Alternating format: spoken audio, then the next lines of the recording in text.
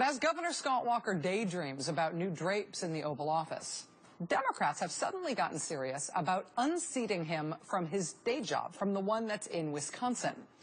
One Democratic contender for governor in Wisconsin just upped the ante significantly by signing up a bunch of A-list Democratic campaign staffers, including two key members of President Obama's campaigns for president.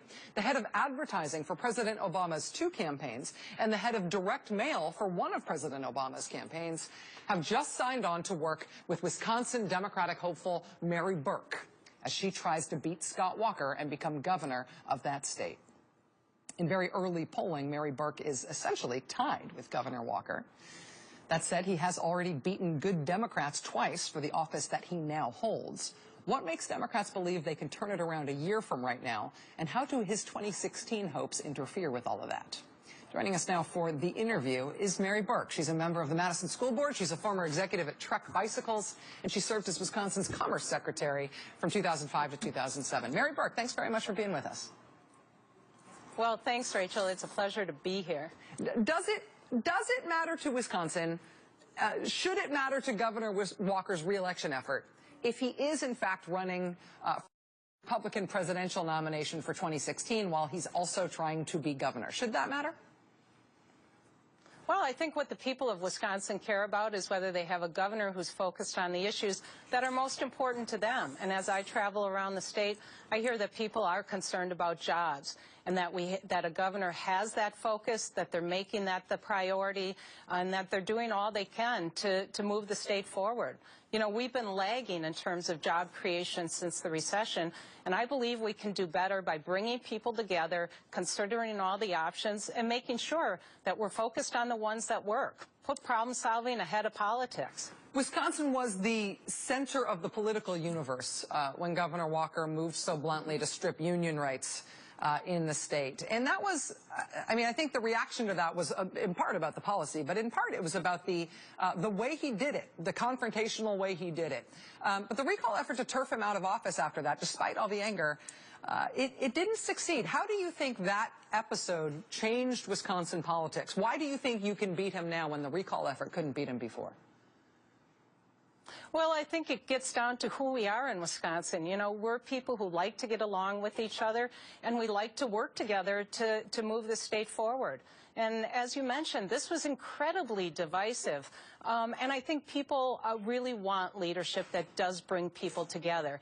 And I've heard that as I've traveled the state. And so I think that that's actually will be a big campaign issue, is the type of leadership. And is it the leadership that brings people together, or is it the divisive leadership that we have seen over the last 3 years?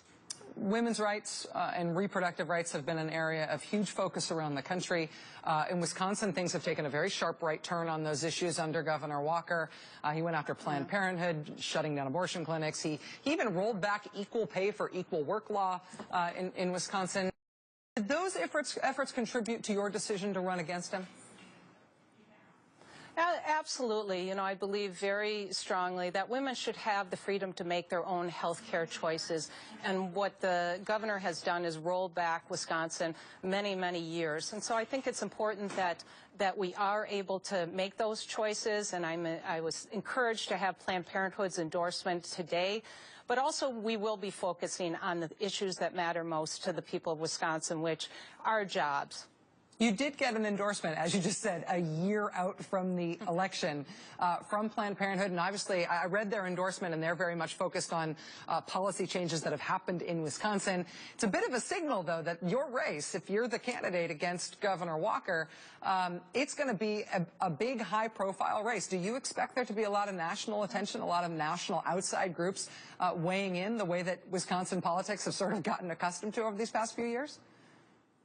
Well, I wouldn't be surprised by it, and I think that no doubt Governor Walker has made himself a national Tea Party figure, and that will bring attention. But I think the election, in the end, will be about what the people of Wisconsin care about whether they have leadership that's focused on the issues that are most important to them. And, you know, I have a track record of 30 years in terms of addressing issues. In the private sector, I worked for Trek Bicycle in the division that I ran there. We increased sales from $3 million to over $50 million in just a few short years. Then at the Department of Commerce, we had a 4.8% unemployment rate and 84,000 more jobs than we have today.